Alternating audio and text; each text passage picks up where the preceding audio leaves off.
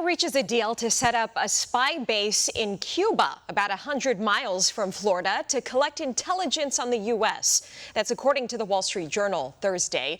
The facility would allow Beijing to monitor U.S. ship traffic and gather electronic communications from the southeast, a region home to many military bases. Officials familiar with the matter tell the Wall Street Journal that China has agreed to pay Cuba several $billions to build the eavesdropping station. To talk more about this is former U.S. Army Intelligence and Security Command Officer Christopher Alexander. Chris, good to have you. Thanks for being here. Thank you. Well, so it seems like the U.S. and the Cuban governments are casting doubt on this report by the Wall Street Journal. What's your take on it? Well, it's certainly something that would interest China. You've seen the very, very aggressive moves that China has made in the past year, 2 years.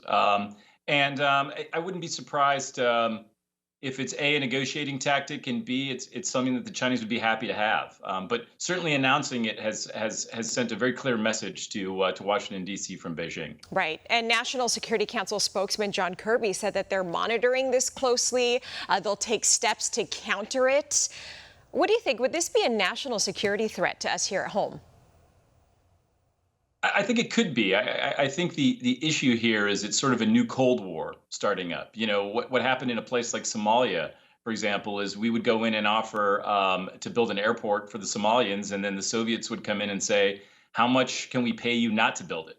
And so you would have this back and forth game, and it is something that Cuba has been pretty masterful at. So it's going to be very interesting to see whether this is legitimate intelligence collection opportunity for the Chinese, or this is a negotiating ploy for the Cubans.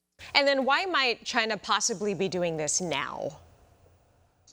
Well, they have definitely shown an expansion out of the Pacific. And this is sort of the crown jewel if you think about trying to encircle the United States, which is a policy that they've talked about for a good 15, 20 years. So going into Cuba is huge for them. It allows all sorts of opportunities that you don't get from using satellites or balloons or other things, because you have a fixed collection capability that's very close to the United States and collect all kinds of signals intelligence. And at the same time, again, it continues to put us on the back foot rather than being able to take the initiative, whether it's diplomatic, military, or other means. Yeah, very concerning, to say the least. We'll keep an eye on it. Christopher Alexander, thanks for your time today. Appreciate it. For all our viewers asking where One America News is heading in the future, we would like to introduce you to OAN Live. OAN Live is the best way to stay up to date on all of the hard-hitting, straight-shooting, national and international headlines. And the best part is, OAN Live is only $4.99 per month. All the credible, honest, unbiased reporting One America News offers at a fraction of the cost of cable. Just go to OANN.com to easily sign up for OAN Live and stay informed.